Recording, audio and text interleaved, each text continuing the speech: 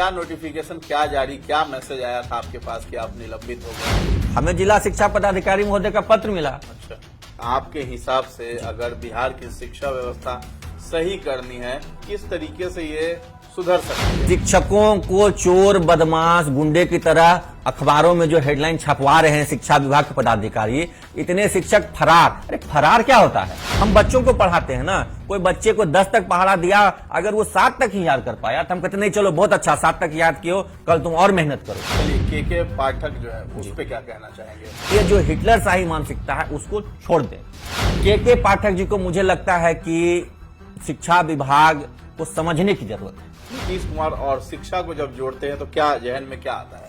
हम जैसे प्रतिभाशाली लोग टीईटी की परीक्षा पास करके आए और हमको भी पंचायतों के अधीन कर दिया, तो वो ज्ञान के लिए बच्चे नहीं आ रहे थे विद्यालय, वो आ रहे थे भोजनार्थ प्रवेश करके। माफिया पकड़ लेंगे तो शराबबंदी लागू हो जाएगी। जो छात्र छात्राएं हैं उनके लिए ये लोग प्रोत्साहन राशि और ये सब चीजें ला रहे हैं, तो इसमें कमी कहाँ? मैं क्या कह रहा हूँ, आपको बहुत अच्छा अचार दे दिया, पापड़ दे दिया और उसके बाद उस पर घी दे दिया, दाल चावल दिया ही नहीं तो आपका पेट भर जाएगा। यहाँ पे पूरा फोकस दही चोखा पापड़ अचार पर है, दाल चावल और सब्जी का पता है।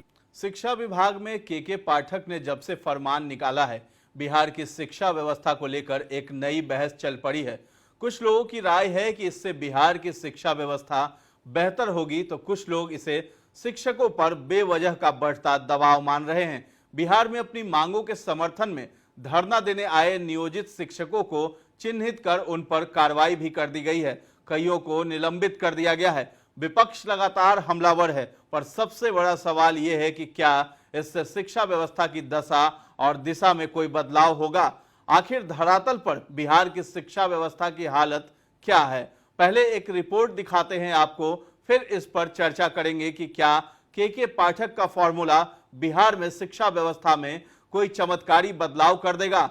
पहले ये रिपोर्ट देखिए। जब से के पाठक ने शिक्षा विभाग की कमान संभाली है, लगातार विभाग खबरों की सुर्खियों में है। पहले नियोजित शिक्षकों को राजकर्मी के दर्जों को लेकर शिक्षक संघ हमलावर हुआ और धरने का ऐलान कर दिया, तो के पाठक ने चिन्हित कर उन सब पर कार्रवाई का अल्टीमेटम दे दिया। इसके बाद पाठक वहीं नहीं रुके। इसके ठीक अगले दिन बीजेपी ने विधानसभा मार्च का ऐलान कर दिया था और इसमें नियोजित शिक्षकों की मांग को भी शामिल किया गया था। शिक्षा विभाग ने रातों रात इसको लेकर एक पत्र जारी किया और इस पत्र में एक हफ्ता तक सभी शिक्षकों को विद्यालय में 100% उपस्थिति अनिवार्य कर दिया गया। शिक्षकों की उपस्थिति जांचने के लिए वरीय अधिकारियों को सख्त निर्देश दिए गए। इधर अब सरकार अपनी उपलब्धता पर गदगद है, पर इसके साथ ही स्कूलों की गुणवत्ता के आंकड़े पर भी है जो सरकारी उपस्थिति के आंकड़ों से काफी कमजोर दिखते हैं और चीख कर सरकारी वादों और दावों की गुणवत्ता की हालत को भी बता रहे हैं।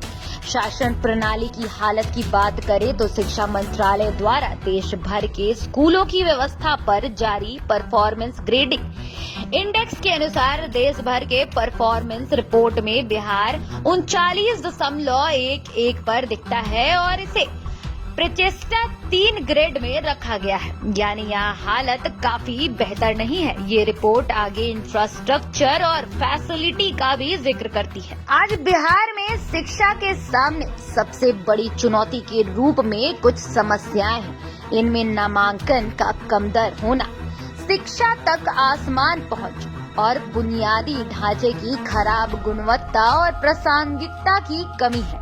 पर इसके साथ ही बिहार के उच्च शिक्षा की विशेषता पर नियमित रूप से 2 प्रमुख समस्याएं बहुत बड़ी चुनौती बनकर सामने आ रही हैं। इनमें पेपर लीक और नकल की बहुत बड़ी समस्या है। यदि पिछले कुछ वर्षों का अवलोकन करें तो बिहार में सबसे ज्यादा पेपर लीक के मामले सामने आए हैं। एक और बड़ी चिंता बिहार में शिक्षा के लिए सरकारी धन की कमी है। एक महत्वपूर्ण क्षेत्र होने के बावजूद सरकार राज्य में शिक्षा प्रणाली में सुधार के लिए शायद ही पर्याप्त बजट आवंटित करती है। निवेश की इस कमी के कारण कई स्कूलों में शिक्षकों की भारी कमी हो गई है। इसके साथ ही बिहार में शिक्षा व्यवस्था को चला रही भ्रष्टाचार कॉलेजों की कमी और राजनीति भी इसकी जिम्मेदार है। छात्र शिक्षक अनुपात में भारी कमी, योजनाओं की सही मॉनिटरिंग नहीं, मध्यवान भोजन योजना में भ्रष्टाचार, गुणवत्ता से अधिक मात्रा पर अधिक ध्यान देना, बिना भवन के स्कूल, शिक्षक नियुक्ति में अत्यधिक विलंब, शिक्षक नियुक्ति में भेदभाव होना, अप्रशिक्षित शिक्षकों की नियुक्ति, SCIRT का अन्य नहीं होना, शिक्षकों में संस्कारों का अभाव, समाज में शिक्षा के प्रति जागरूकता का अभाव, मदरसों, मक्तबों, आश्रमों, कोचिंगों, संस्थानों पर अत्यधिक निर्भरता, राज्य सरकार की उदासीनता और राज्य सरकार द्वारा प्रभावी शिक्षा नीतियों का अभाव, ये सभी बिहार की शिक्षा व्यवस्था की बदहाल स्थिति के लिए जिम्मेवार है। तो आपने देखा इस रिपोर्ट में किस तरीके से जो है बिहार की शिक्षा व्यवस्था बहुत ही ध्वस्त हो चुकी है और के पाठक एक अपर मुख्य सचिव बनाकर उन्हें लाया गया ताकि बिहार की शिक्षा व्यवस्था को दुरुस्त किया जा सके। लेकिन इन तमाम चीजों को लेकर के बहुत सारे पक्ष हैं और एक पक्ष जो है सरकार की तरफ से है तो दूसरा पक्ष जो है शिक्षकों की ओर से है, शिक्षक अभ्यर्थियों की ओर से है, नियोजित जो शिक्षक है उनकी भी कुछ मांगे हैं, लेकिन उसे प्रमुख तौर पर दिखाया नहीं जा रहा है आज की नेशनल मीडिया में। तो हम यहाँ पे बात करने वाले हैं, हमारे साथ यहाँ टीईटी शिक्षक संघ के प्रदेश अध्यक्ष हैं अमित विक्रम जी हमारे साथ हैं। तो हम लोग इस पे आज जो है चर्चा करेंगे कि क्या बिहार में के पाठक आए हैं उससे क्या कुछ बदलाव होगा, और आप भी जो है के पाठक के शिकार हो चुके हैं, आपको भी यहाँ पे निलंबित कर दिया गया है। तो ये क्या चीजें हो रही है बिहार में, क्या आपका इस पे मानना है? देखिए, के पाठक जी जो है एक कह लीजिए तो हिटलर शाही रवैया है उनका। प्रशासन को चलाने का जो उनका तरीका है वो अपने आप में ऑटोक्रेटिक है। वो कभी भी जो अपने अधीनस्थ कर्मी हैं, चाहे पदाधिकारी हो, चाहे शिक्षक हो या अन्य कर्मी हैं, उनसे फीडबैक नहीं लेते हैं कि अगर व्यवस्था में सुधार करना है तो हमारा भी एक पक्ष सुनना चाहिए उनको कि क्या समस्या है और उसमें सुधार कैसे हो। उन्होंने एक अभी फरमान जारी कर दिया कि विद्यालय में अगर 75% उपस्थिति नहीं होगी शिक्षकों का वेतन कटेगा, स्थगित कर दिया जाएगा। जबकि उनको सुनना और समझना चाहिए इस बात को कि धरातल पर समस्या क्या है। हमारे विद्यालय में अधिकांश बच्चे बहुत ही गरीब तबके के आते हैं और ग्रामीण क्षेत्र में जो बच्चे हैं उनके माता पिता, मैं कहता हूं कि उनका अपना भी खेत नहीं होता है, पट्टे पे लेकर के, बटाई पे लेकर वो खेती करते हैं। और इस समय जो अभी रोपनी का सीजन है, सबको पता है बिहार में धान रोपनी का भी समय है, तो बच्चे वो चले जाते हैं अपने माता पिता के साथ उनको खाना पहुंचाने, रोपनी करने, किसी तरह की छोटी मोटी सहायता करने के लिए। तो स्वभावतः है ग्राउंड लेवल पे जब स्टडी किया जाएगा तो आप पाएंगे कि इस सीजन में बच्चों की उपस्थिति कम हो जाती है। और आप इसे कितना भी हिटलर शाही फरमान जारी कर दें, वो बच्चे इस समय विद्यालय में उस अनुपात में उपस्थित नहीं होंगे जो बाकी समय में होते हैं। और ऐसे समय में एक फरमान जारी कर दिया गया कि 75% उपस्थिति नहीं होगी तो वेतन काटेंगे। तो ये देखिए कितना डिस्पैरिटी है कि पाठक जी को ग्राउंड लेवल की जानकारी नहीं है। उन्होंने जो टोला सेवक थे, तालीमी मरकज थे, उनके लिए कह दिया कि 90% बच्चे नहीं आएंगे तो वेतन काट लेंगे 25%। तो जो अनुसूचित जाति जनजाति कल्याण मंत्री थे उन्होंने तो उन पर आरोप लगा दिया रत्नेश सदा जी ने कि सामंतवादी हैं, हिटलर शाही हैं। मैं नहीं बोल रहा हूं, ये सत्ताधारी दल के जो मंत्री हैं, रत्नेश सदा जदयू के मंत्री हैं, वो कह रहे हैं। तो इससे साफ समझ में आता है कि जो ग्राउंड रियलिटीज हैं उनका पाठक जी को पता नहीं। वो एक सेट फ्रेम ऑफ माइंड के साथ आए हैं, वो एक परसेप्शन के साथ आए हैं। फैक्चुअल डेटा और स्टडीज रिपोर्ट्स का उन्हें कोई जानकारी नहीं है। अभी जिस रिपोर्ट की हम लोग बात कर रहे हैं उस रिपोर्ट में जो तथ्य सामने आए हैं, मुझे नहीं लगता है कि उससे पाठक जी अवगत हैं। क्योंकि जो अगर वो अवगत होते तो उन रिपोर्ट्स में, चाहे अभी जो रिपोर्ट आपने दिखाया वो है असर का है, यूडाइस का है, पीएबी का रिपोर्ट, इतने सारे रिपोर्ट एजुकेशन पे आते हैं। उन सारे रिपोर्ट में आप देखेंगे कि बिहार की शिक्षा व्यवस्था की सबसे बड़ी कमजोरी इंफ्रास्ट्रक्चर है, ना कि क्वालिटी। क्वालिटी के मामले में हम देश के 24 राज्यों से बेहतर हैं, जिसमें केरल, कर्नाटक, दिल्ली और गुजरात जैसे राज्य हैं, जिनका गुजरात मॉडल बहुत हाइप किया हुआ था, दिल्ली का शिक्षा का मॉडल बहुत हाइप किया हुआ है, केरल के बारे में लिटरेसी रेट कहते हैं 100% है वहां पर, कर्नाटक में इतना मेडिकल इंजीनियरिंग कॉलेजेस है। लेकिन उन सब का स्कूल एजुकेशन का जो लर्निंग आउटकम है उससे बेहतर बिहार का है। और ये लर्निंग आउटकम बेहतर कैसे हो सकता है?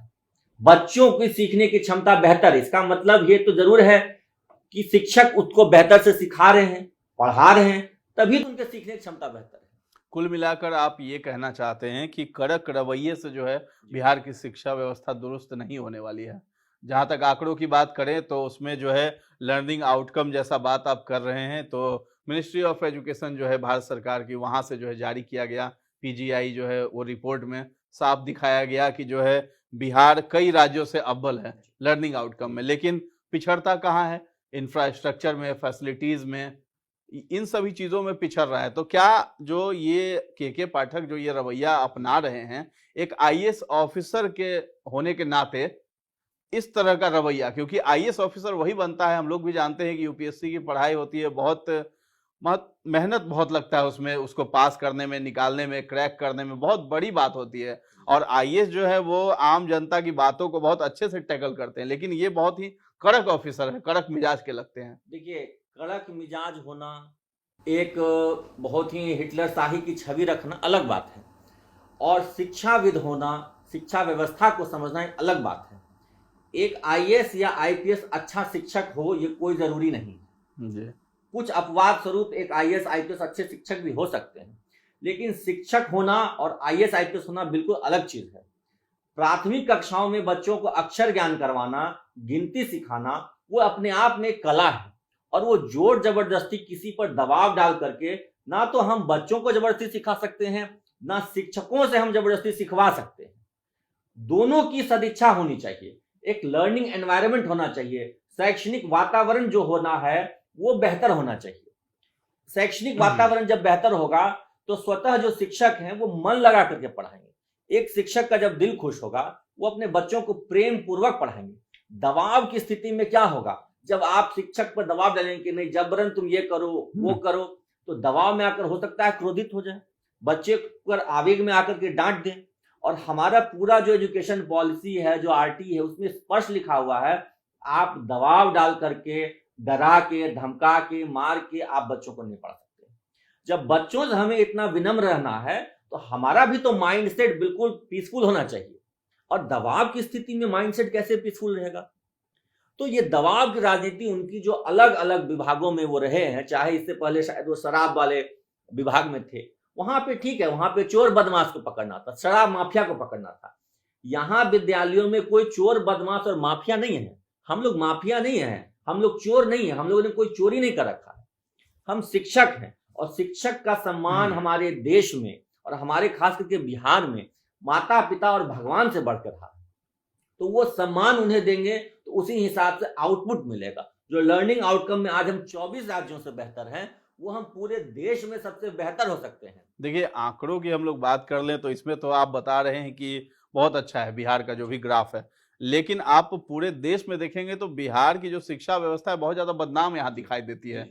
और आप इसको कैसे सिद्ध करेंगे कि भाई जैसे रिपोर्ट आया तो बहुत लोग रिपोर्ट को नहीं मानते हैं, जो आंखों देखा हाल बताते हैं वो कुछ और यहाँ पे बयां करता है। आप देखेंगे कई मीडिया चैनलों में दिखाया जाता है कि शिक्षक नदारद रहते हैं स्कूल में, और बच्चे मतलब पढ़ाई लिखाई का कोई व्यवस्था नहीं है, वहाँ सिर्फ मिड डे मील खाने के लिए लोग जाते हैं, उसमें भी बहुत तरह मिलावट का ये सब चीज आ जाता है सामने मामला। तो पढ़ाई का जो सिलसिला है, शिक्षक भी वहां मौजूद नहीं रहते हैं। कई एक बार शिक्षकों से सवाल किया जाता है बहुत सारी चीजों पे, वो जवाब नहीं दे पाते हैं वहां पे, इस पे क्या कहेंगे? देखिए, मैं क्या कह रहा हूं कि कंपैरेटिव स्टडीज होती हैं, जो भी डेटा है वो किसी शिक्षक ने या किसी शिक्षक संगठन ने जारी नहीं किया है, केंद्र सरकार की रिपोर्ट। और केंद्र सरकार और वर्तमान समय में ऐसा नहीं है कि राज्य और केंद्र में एक ही पार्टी की सरकार है कि वो बिहार स्टेट के फेवर में रिपोर्ट देगी। चाहे यूडाइस का रिपोर्ट होता है या बिहार सरकार खुद पीएबी का रिपोर्ट सबमिट करती है, ये सारे रिपोर्ट फैक्ट्स पर आधारित हैं। मीडिया संस्थान हो चाहे पब्लिक हो, उनका एक अपना परसेप्शन होता है, और वो परसेप्शन कुछ सिलेक्टिव फैक्ट्स के आधार पर या सिलेक्टिव एग्जाम्पल्स के आधार पर बना लिए जाते हैं। आप पटना में 1000 स्कूल्स हैं, आप उसमें 5 स्कूल में चले जाइए, हो सकता है संयोगवश आप वैसे ही स्कूल पहुंच जाए जहां पे व्यवस्था बेहतर नहीं हो, तो वहां से एक परसेप्शन बन सकता है भाई 5 स्कूल के 5 खराब है। लेकिन जो स्टडीज होती हैं वो सभी 1000 विद्यालयों के आधार पर बनती है। तो स्टैटिस्टिकल जो रिपोर्ट्स हैं, जो कंपैरेटिव डेटा है उसके आधार पर तथ्यों को सरकार को भी, मीडिया को भी, आम जनता के समक्ष रखना चाहिए। आपने दिल्ली का इतना हाइप सुना है कि दिल्ली में इतने अच्छे विद्यालय, तो वहां का लर्निंग आउटकम क्यों खराब है रिपोर्ट में? अगर लर्निंग आउटकम ही जो मेन लक्ष्य होता है वही खराब है, तो फिर बड़े बड़े बिल्डिंग और बड़े बड़े स्विमिंग पूल बनवाने से क्या फायदा? और रह गई बात मीडिया रिपोर्ट्स में जो खराब स्थिति आती है, उसका भी मैं आपको कारण बताता हूं। यहां जो मैंने कहा कि इंफ्रास्ट्रक्चर सबसे खराब है पूरे देश में। एक विद्यालय में 2 कक्षाएं हैं, उसमें 5, मैं खुद जिस विद्यालय में हूं भूमिहीन भवनहीन है। हम आंगनबाड़ी केंद्र में अपने विद्यालय को संचालित करते हैं। अब आप समझिए कि आंगनबाड़ी केंद्र में ऑलरेडी आंगनबाड़ी के बच्चे हैं, उसी परिसर में हमारा 1 to 5 का क्लासरूम चलता है, तो हम अपने बच्चों को कितना वर्ग वाइज यानी क्लास वाइज एजुकेशन दे पाएंगे, शिक्षा दे पाएंगे? अधिकांश प्राथमिक विद्यालय ऐसे हैं जहां 2 या 3 कमरे हैं या 2 ही शिक्षक हैं, तो 2 शिक्षक 5 कक्षा को पढ़ाएंगे, यानी कि एक कक्षा में 3 कक्षाएं की, मतलब एक वर्ग कक्ष में 3 कक्षाएं संचालित होंगे। 2, 3, 4 एक साथ बैठाना है, या 1 और 2 अलग बैठाइए, 3, 4, 5 अलग बैठाइए। तो कोई भी टीचर, मैं पूरी दुनिया से कहना चाहता हूं कि कौन सा ऐसा स्कूल है जहां एक साथ 3 क्लास के बच्चे बैठ के पढ़ते हैं? और जब 3 क्लास के बच्चे एक साथ बैठ के पढ़ेंगे तो टीचर एक ब्लैक बोर्ड पे 3 क्लास के बच्चों को कितना पढ़ा पाएगा? तो इंफ्रास्ट्रक्चरल कमी है, टीचर्स की कमी है, इसको सुधारना चाहिए, इस पर फोकस होना चाहिए। पाठक जी आए हैं, अगर वो सुधारना चाहते हैं तो जहां हम लैकिंग है इंफ्रास्ट्रक्चर और ह्यूमन रिसोर्स, 2 सबसे बड़ा समस्या है। शौचालयों की आप स्थिति देखिए, विद्यालयों में नहीं अच्छी रहती है, नहीं है शौचालय। पटना शहर में ऐसे अनेकों विद्यालय हैं जहां एक ही बिल्डिंग में 3 या 4 स्कूल संचालित होते हैं। अब आप स्थिति देखिए कि एक विद्यालय मध्य है तो उसमें 8 कक्षाएं हैं, तो 8 वर्ग कक्ष होने चाहिए, 8 क्लासरूम होना चाहिए, नहीं है वहां, नहीं है। यहां 5 क्लासरूम में 4 स्कूल चल रहा है। तो आप उस स्कूल में जाकर रिपोर्टिंग करेंगे तो क्या परसेप्शन मीडिया के पास जाएगा, जनता के पास क्या परसेप्शन जाएगा? बिल्कुल परसेप्शन जाएगा कि भाई ध्वस्त है, लेकिन ध्वस्त का फैक्टर क्या है? चलिए ये बता दीजिए, ये तो इंफ्रास्ट्रक्चर की बात हुई, चलिए गड़बड़ है, लेकिन शिक्षकों की मांग क्या रहती है कि आखिर जो है वो विधानसभा का घेराव करने लगते हैं, प्रदर्शन करने लगते हैं, सड़कों पे आना पड़ जाता है? देखिए, शिक्षकों की मांग सम्मान की मांग है। हम वर्तमान समय में सरकार से कोई नहीं कह रहे कि हमारा 10-20 हजार रुपया वेतन बढ़ा दीजिए। हमने केवल इतना कहा है कि हम शिक्षक हैं, शिक्षा विभाग का काम करते हैं, तो हमें शिक्षा विभाग के अधीन राज्यकर्मी का दर्जा आप दे दीजिए, वेतन आप मत बढ़ाइए। लेकिन जो सम्मान होता है, आज के समय में हमारे विद्यालय या हमारी नियुक्ति एक अनपढ़ मुखिया करता है। हमारा जो नियोजन पत्र है उस पर एक ऐसे व्यक्ति का सिग्नेचर होता है जिसको अपना नाम लिखने ढंग से नहीं आता है। आप सोचिए हमारा आत्मसम्मान कहां जाता होगा। हमारे नियोजन इकाई का अध्यक्ष एक ऐसा व्यक्ति है जो स्वयं अनपढ़ है या कहिए मुश्किल से साक्षर है। तो हम उस अपमानजनक स्थिति से निकलना चाहते हैं। हम चाहते हैं कि हमें अपनी छुट्टी के लिए, हमें अपने किसी काम के लिए ये जो जनप्रतिनिधि हैं निचले स्तर के, चाहे वार्ड अध्यक्ष हो चाहे वो मुखिया हो, उनके पास नहीं जाना पड़े। हम शिक्षा विभाग के कर्मी हैं। सरकार को इस बात को मानने में क्या दिक्कत है? क्यों सरकार इस बात पर अड़ी हुई है कि नहीं आप पंचायती राज और नगर निकाय संस्था में ही रहिए?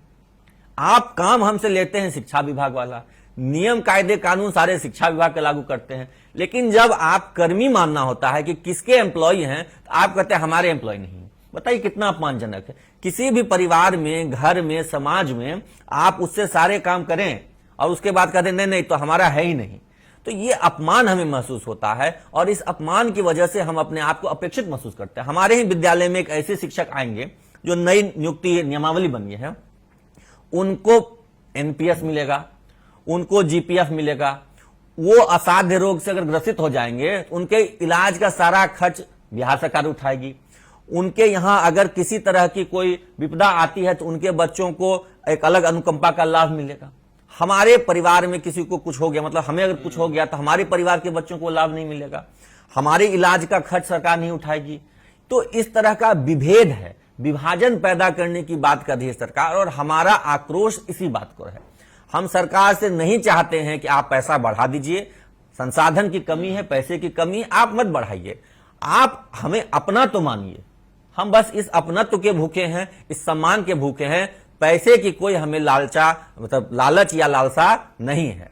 अच्छा, ये बताइए, जिस तरीके से जो अभी आंदोलन वगैरह हुआ, साथ में भाजपा भी शिक्षक अभ्यर्थियों के साथ आ गई और उसमें आप पर भी गाज गिरी, तो क्या मतलब, क्या नोटिफिकेशन, क्या जारी, क्या मैसेज आया था आपके पास कि आप निलंबित हो गए? देखिए, हमारे पास कोई पूर्व से नोटिफिकेशन नहीं था।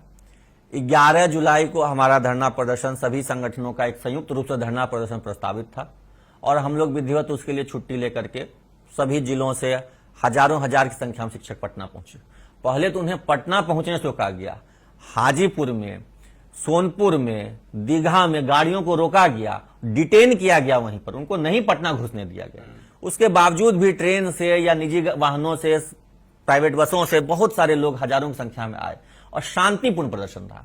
सदन के अंदर मंत्री महोदय जो विजय चौधरी जी हैं, माननीय वित्त मंत्री हैं, उन्होंने आश्वासन दिया, सदन में बयान दिया कि हम शिक्षक संघों से वार्ता करेंगे, स्वयं मुख्यमंत्री जी वार्ता करेंगे, इतना आश्वासन मिला। तो हमने अपना आंदोलन स्थगित करके हम वापस चले गए और वहां जाकर के अचानक से के पाठक जी का फरमान सभी जिला शिक्षा पदाधिकारियों को मिला कि जो जो 11 तारीख को आंदोलन में गए उनको निलंबित कर दीजिए।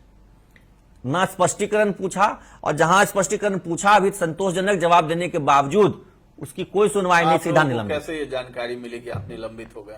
हमें जिला शिक्षा पदाधिकारी महोदय का पत्र मिला। अच्छा। कि आपका निलंबन का अनुशंसा किया जा रहा है, नियोजन निकाय को निलंबन का आदेश निकाल के भेज दिया गया। हमें तो कोई स्पष्टीकरण भी नहीं मांगा और अधिकांश शिक्षकों से कोई स्पष्टीकरण नहीं मांगा, डायरेक्ट निलंबन का आदेश निकाल दिया गया। ये पूरी तरीके से गैर कानूनी है, असंवैधानिक है। कोई भी सरकारी कर्मी है, या आप एक नॉर्मल प्रोसेस भी देखिए, किसी के खिलाफ अगर थाने में भी FIR दर्ज होता है तो पहले जांच होती है, उसके बाद कोर्ट कचहरी में सुनवाई होती है, तब ना सजा होती है। हमको तो डायरेक्ट सजा दे दी गई, और सजा भी किस बात की? अपने संवैधानिक अधिकारों और मूल्यों के तहत अपने हक की लड़ाई लड़ने के लिए, जिसका परमिशन दिया था पटना के सदर SDO साहब ने, हमें परमिशन दिया था कि आप आंदोलन कर सकते हैं। अगर ऐसी बात थी तो जब शिक्षक संघों की तरफ से आवेदन दिया गया था उसी समय बिहार सरकार कहती कि नहीं, आंदोलन की अनुमति नहीं है, तब हम मानते कि बिना अनुमति के हम प्रदर्शन कर रहे हैं। अनुमति लेकर के प्रदर्शन किया, उसके लिए कार्रवाई हो रही है। अपने आप में शिक्षकों का मान मर्दन हो रहा है, उनको एक तरह से पहले से ही अपमानित किया जा रहा था, अब उनके साथ पूरी तरह क्रश करने की मेंटालिटी सरकार ने बना ली है। तो के पाठक जो हैं अभी बिहार में ये आए हैं, इससे पहले भी शिक्षा व्यवस्था की बहुत सारी बातें होती रहती थी, तो के पाठक के आने के बाद जैसी बहुत सारे खबरें चल रही हैं कि भाई सुधार हो रहा है, शिक्षक समय पे स्कूल आने लगे हैं, ये सब चीजें हो रही है, तो पहले ये सब चीजें क्यों नहीं होती थी? शिक्षक जो है जो समय पे नहीं आते हैं, कहीं ना कहीं ये कमी आपको लगती है क्या? कुछ शिक्षक ऐसे भी होंगे जो नहीं ये सब पालन करते हैं डिसिप्लिन। देखिए, मैं क्या बता रहा हूं कि डेटा पे मैं बात करता हूं। परसेप्शन हर व्यक्ति का अपना अपना हो सकता है, हर व्यक्ति का या संस्था का, समूह का एक अपना परसेप्शन हो सकता है किसी बात को लेकर, लेकिन जो डेटा है, माननीय के पाठक जी ने सतत निरीक्षण अभियान चलाया, औसतन प्रतिदिन मात्र 300 ऐसे शिक्षक मिले जो कि बिना सूचना के अनुपस्थित पाए गए। अब बिना सूचना के अनुपस्थित पाए जाने का बहुत सा कारण हो सकता है। कोई व्यक्ति घर से निकला, रास्ते में दुर्घटनाग्रस्त हो गया, कुछ जाम लग गया, लेट हो गया, विलंब हो गया तो अनुपस्थित पाया गया। कोई किसी छुट्टी में गया था, नहीं लौट पाया, यह भी कारण हो सकता है। अचानक किसी की तबीयत भी खराब हो सकती है। आपको यह समझना पड़ेगा, पूरे बिहार में 4.5 लाख शिक्षक हैं, 4.5 लाख में से औसतन 300, परसेंटेज देखिए 0.07% है, यानी कि 99.93% शिक्षक समय पर आते हैं विद्यालय। और ये मैं नहीं कह रहा हूं, पाठक जी की जो निरीक्षण व्यवस्था है उसकी रिपोर्ट कहती है। औसतन किसी दिन हो सकता है 290 हो, किसी दिन 320 हो, औसतन 300 है। तो इससे क्या साबित होता है कि किसी भी संस्था में, मैं ऐसा बता रहा हूं, सचिवालय में जाके जांच कर लीजिए, जो सचिवालय एकदम बिहार के केंद्र में अवस्थित है, वहां जांच कीजिए, क्या वहां पे 99.93% कर्मी बिना सूचना के, मतलब ससमय आते हैं और अपना काम करते हैं? बिना सूचना के अनुपस्थित तो वहां भी 2-3% होते होंगे, पुलिस में भी होते होंगे। जो भी गाज गिर रही है शिक्षकों पर ही गिर रही है। यहाँ पे देखिए, गाज गिर रही है इसलिए कि स्केपगोट खोजना है, व्यवस्था ऊपर से नीचे तक ध्वस्त हो चुकी है। मतलब सरकार अपनी जो कमियां है उसको छिपाने के लिए ये सब जो है काम करती है, और अपने जो काम है, जो करना चाहिए, जिस पे पहल करना चाहिए, इंफ्रास्ट्रक्चर पे काम करना चाहिए, कैसे शिक्षा व्यवस्था दुरुस्त हो, शिक्षा नीति कैसे, नई शिक्षा नीति, अभी शिक्षा मंत्री का हाल में बयान भी आया था कि शिक्षा नीति जो है पूरे देश में लागू करने के लिए हुई थी कि नई जो नीति है वो लागू होगी, लेकिन बिहार के जो शिक्षा मंत्री है उन्होंने साफ नकार दिया कि अभी हम लोग लागू नहीं कर सकते हैं। उनका भी मानना है कि इंफ्रास्ट्रक्चर और यहाँ कर्मचारियों शिक्षकों की कमी है, वो खुद मान रहे हैं सरकार। ये तो देखिए सरकार के लिए अपने आप शर्म की बात है कि शिक्षा मंत्री कहते हैं कि हम एनईपी लागू नहीं कर सकते क्योंकि यहाँ पे ह्यूमन रिसोर्स नहीं है, शिक्षक नहीं है, कर्मी नहीं है, इंफ्रास्ट्रक्चर नहीं है। तो सरकार खुद शर्मिंदा होना चाहिए उसको। रह गई बात कि शिक्षकों को जो दोषारोपण हो रहा है वो सिर्फ स्केपगोट खोजा जा रहा है, बलि का बकरा बनाया जा रहा है। पूरा तंत्र गड़बड़ है। अगर इंफ्रास्ट्रक्चर खराब है तो किसकी गलती है? जब भूमि नहीं थी, भवन नहीं थे, तो वहां पे विद्यालय कैसे स्वीकृत हो गए? हाई स्कूल में टीचर की बहाली नहीं हुई 4 साल से, लेकिन उस हाई स्कूल को +2 का दर्जा मिल गया। क्यों मिल गया भाई? गलती किसकी थी? शिक्षकों की गलती थी। रिजल्ट खराब होगा तो आप कहेंगे कि शिक्षक दोषी हैं, लेकिन रिजल्ट अच्छा होगा तो आप कभी नहीं कहेंगे कि शिक्षकों का बड़प्पन है ये। आप कहेंगे नहीं, बिहार बोर्ड ने बहुत अच्छा काम किया है। भाई उन बच्चों के जिनके रिजल्ट 96-97% आ रहे हैं, उनको +2 की पढ़ाई हम प्राइमरी शिक्षक करा रहे हैं, उसके बावजूद 90+ उनका रिजल्ट हो रहा है। आप एक भी स्टेटमेंट खोज के देख लीजिए बिहार सरकार का, शिक्षा मंत्री का, बोर्ड के अध्यक्ष का या के पाठक जी का, जिन्होंने कहा हो कि बिहार बोर्ड का अच्छा रिजल्ट शिक्षकों की वजह से है। अपने आप में अजूबा है कि जब विभाग में कुछ अच्छा होता है तो उसके लिए शिक्षक को जिम्मेदार नहीं ठहराया जाता है, उसके लिए सारा क्रेडिट लोग ऊपर में पदाधिकारी बैठे हैं वो लेंगे, लेकिन थोड़ी सी कहीं चूक होगी तो उसके लिए शिक्षक दोषी है।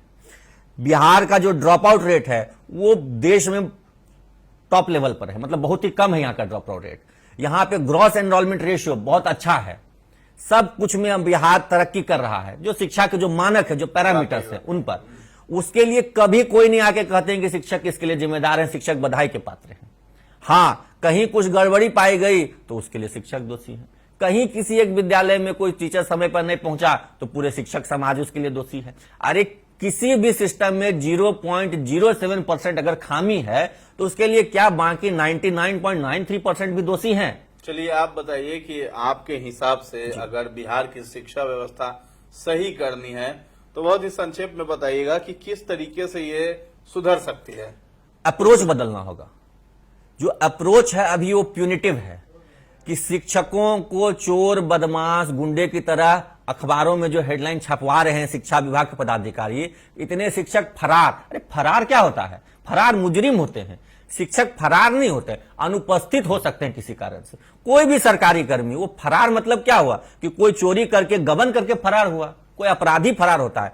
तो ये जो छवि बनाई जा रही है नेगेटिव, ये रोकना होगा और एनकरेज करना होगा, प्रोत्साहित करना पड़ेगा, क्योंकि किसी भी मानव संस्थान के लिए ये बेसिक प्रिंसिपल है ह्यूमन रिसोर्स का कि आप चाहते हैं कि बेहतर काम हो तो एनकरेज कीजिए लोगों को। हम बच्चों को पढ़ाते हैं ना, कोई बच्चे को 10 तक पढ़ा दिया, अगर वो 7 तक ही याद कर पाया तो हम कहते नहीं चलो बहुत अच्छा 7 तक याद किया, कल तुम और मेहनत करो, कल 8 और 9 का भी याद करके आना। लेकिन यहां पे क्या है कि शिक्षकों को दंडित करना है। 7 तक याद किया, ये पॉजिटिव पक्ष नहीं देखना है। वो 2 अगर नहीं याद हो सका, 3 नहीं याद हो सका, तो नेगेटिव पक्ष के लिए उसको दंडित कर देना है।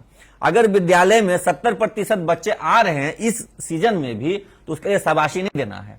लेकिन अगर वो 20-30% जो सर्वव्यापी समस्या उसके कारण नहीं आ पा रहे हैं तो उसके लिए शिक्षक का वेतन काट देना है। तो ये अप्रोच बदलना होगा। चलिए के पाठक जो है उस पर क्या कहना चाहेंगे? के पाठक जी को मुझे लगता है कि शिक्षा विभाग को समझने की जरूरत है। वो जो आबकारी विभाग से आए हैं, चोर बदमाश को पकड़ने, माफिया को पकड़ने का जो उनका काम था, उस अप्रोच के साथ आए, वो उनको बदलना पड़ेगा। शिक्षा विभाग को समझना होगा और यहां का जो मूल उद्देश्य है, जो मूल अप्रोच है, उसको समझना पड़ेगा। मूल उद्देश्य है बच्चों को गुणवत्तापूर्ण शिक्षा देना, शिक्षकों को दंडित करना उद्देश्य नहीं है। जैसे कि शराब माफिया को पकड़ना मेन उद्देश्य था कि माफिया पकड़ लेंगे तो शराबबंदी लागू हो जाएगी। यहां वो उद्देश्य नहीं है। यहां है कि बच्चों को गुणवत्तापूर्ण शिक्षा कैसे मिले। उसके लिए जिन पैरामीटर्स पर पीछे है बिहार, 2 पैरामीटर्स जो पीजीआई की रिपोर्ट कहती है कि एडमिनिस्ट्रेटिव प्रोसेस और इंफ्रास्ट्रक्चर फैसिलिटी, उस पर काम करें। हजारों विद्यालय ऐसे हैं जहां शौचालय संचालित नहीं है, बच्चियां वहां कैसे रहती होंगी, सोचिए, अपने आप में चिंता का विषय। तो उस पर ध्यान दें और ये जो हिटलरशाही मानसिकता है उसको छोड़ दें।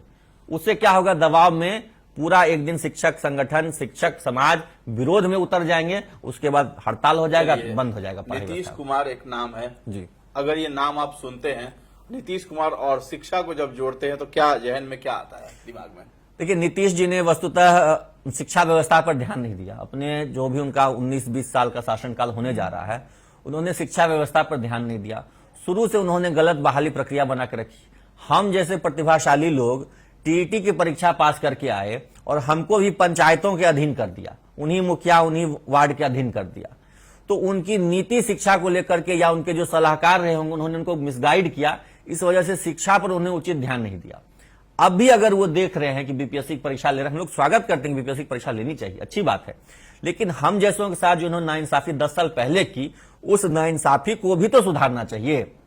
तो वो नीतिगत उन्होंने फैसले गलत लिए, जिसका परिणाम ये हुआ है कि लोक लुभावन पोशाक, साइकिल, छात्रवृत्ति ये हो गया। जो मूल उद्देश्य था, जिसको हम लोग कहते हैं ज्ञानार्थ प्रवेश, तो वो ज्ञान के लिए बच्चे नहीं आ रहे थे विद्यालय, वो आ रहे थे भोजनार्थ प्रवेश हो गया। वो ज्ञान के बदले भोजन पर फोकस चला गया, एमडीएम फोकस चला गया, वो छात्रवृत्ति, पोशाक और साइकिल पर फोकस चला गया। तो जैसा ये बंद अभी करना आपने कहा कि प्रोत्साहन वगैरह भी दिया जाना चाहिए, शिक्षकों भी अगर अच्छा काम करते हैं तो उनको प्रोत्साहित किया जाता है। ठीक उसी प्रकार से ये जो छात्र छात्राएं उनके लिए ये लोग प्रोत्साहन राशि और ये सब चीजें ला रहे हैं, तो इसमें कमी कहाँ है? मैं क्या कह रहा हूं, अगर आप भोजन करने बैठे, आपको बहुत अच्छा अचार दे दिया, पापड़ दे दिया और उसके बाद उस पर घी दे दिया, दाल चावल दिया ही नहीं, तो आपका पेट भर जाएगा क्या? कभी नहीं भरेगा। भोजन का मूल अंश क्या है? दाल चावल सब्जी, उसके बाद न दही चोखा पापड़ अचार होगा। यहां पे पूरा फोकस दही चोखा पापड़ अचार पर है, दाल चावल और सब्जी का पता ही नहीं। सरकार बस अपना नाम कर रही है, बिल्कुल। जो छपास वाला जो रोग होता हाँ, है हाँ, नेताओं में, हाँ, वो हाँ, चीजें हाँ। कि हम ये चीज दे रहे हैं, पॉपुलैरिटी गेन करने के लिए, में नाम हो जी कि भाई जी जी, हमने ये किया लड़कियों के लिए, हमने वो किया लड़कियों के लिए। देखिए, एक अप्रोच होता है, एक होता है क्वालिटेटिव अप्रोच, एक होता है क्वांटिटेटिव अप्रोच। तो क्वांटिटेटिव में क्या होता है? संख्यात्मक सुधार बढ़ाया जाता है। तो नीतीश जी का सारा ध्यान है संख्यात्मक, बच्चों का एडमिशन का संख्या बढ़ाइए, उनके पासिंग का परसेंटेज का संख्या बढ़ाइए, ये संख्या बढ़ाइए, क्वालिटी पे फोकस नहीं रहा। तो क्वालिटेटिव अप्रोच अपनाना होगा। और यही मैं माननीय नीतीश जी से, के पाठक जी से अनुरोध करता हूं कि हम आपके कर्मी हैं, हम आपके बच्चे हैं, आप हमारे अभिभावक हैं, हम पर ध्यान दीजिए, हम आपका साथ देंगे और बिहार की शिक्षा व्यवस्था जो अभी 24 राज्यों से बेहतर है, उसे हम देश का टॉप बना देंगे। लर्निंग आउटकम बिहार के बच्चों की सर्वश्रेष्ठ होगी। चाणक्य की भूमि है, आर्यभट्ट की भूमि है, हम पुनः बिहार का गौरव स्थापित करेंगे। लेकिन हमारा आप शोषण न करें, हमें प्रोत्साहित करें, हम बेहतर परिणाम देंगे। चलिए, तो ये थे हमारे साथ टीटी शिक्षक संघ के प्रदेश अध्यक्ष अमित विक्रम, जिन्होंने अपनी बातें रखी हैं। और बिहार सरकार यानी नीतीश कुमार जो है, इसके मुखिया है बिहार के, उन पर ये बहुत बड़ा सवाल है कि जो शिक्षा व्यवस्था है उसको कैसे दुरुस्त किया जाए, इंफ्रास्ट्रक्चर को कैसे सही किया जाए बिहार में। मात्र एक आईएएस ऑफिसर के यहाँ पद स्थापित कर देने से, उनको एक बड़े पद पर रख देने से कुछ भी हासिल नहीं होने वाला है। क्वालिटी में सुधार करने की जरूरत है, तब जाकर के बिहार का कुछ ग्रोथ होगा और बिहार की एक अच्छी छवि बनेगी। और नेताओं को जो छपास रोग यहाँ पे लगा रहता है कि हम ये काम कर रहे हैं, वो काम कर रहे हैं, अपनी बड़ाई खुद करते हैं, उन सभी चीजों को रोक करके काम पे फोकस करना होगा, तभी जाकर के बिहार की शिक्षा व्यवस्था दुरुस्त होगी। और इस खबर पे आपकी क्या राय है, कमेंट सेक्शन में जाकर के जरूर बताइए। और हमारे चैनल को अभी तक आपने सब्सक्राइब नहीं किया है तो कर लीजिए। और ये वीडियो अगर आप फेसबुक पर देख रहे हैं तो हमारे पेज को लाइक और फॉलो करना नहीं भूलें। धन्यवाद।